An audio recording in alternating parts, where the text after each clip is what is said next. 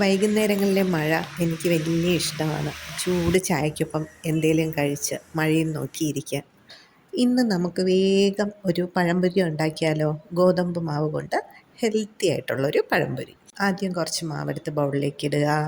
അത് കഴിഞ്ഞ് ആവശ്യത്തിന് പഞ്ചസാരയും കുറച്ച് മഞ്ഞൾപ്പൊടിയും മധുരം ബാലൻസ് ചെയ്യാനുള്ള ഉപ്പും കൂടെ ഇട്ട് കുറേശ്ശെ വെള്ളം ഒഴിച്ച് കട്ട കെട്ടാണ്ട് മാവ് കലക്കി എടുക്കുക.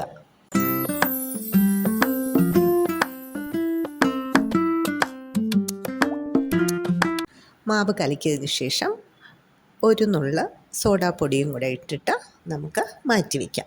ഇനി പാൻ അടുപ്പത്ത് വെച്ച് നല്ല ശുദ്ധമായ വെളിച്ചെണ്ണ ഒഴിച്ച് എണ്ണ നല്ല ചൂടായതിന് ശേഷം നമുക്ക് ഈ പഴമാവിലേക്ക് മുക്കി ചൂടായ എണ്ണയിലേക്ക് ഇട്ട് മീഡിയം ടു ഹൈ ഫ്ലെയിമിൽ വെച്ച് വറുത്ത് കോരാം.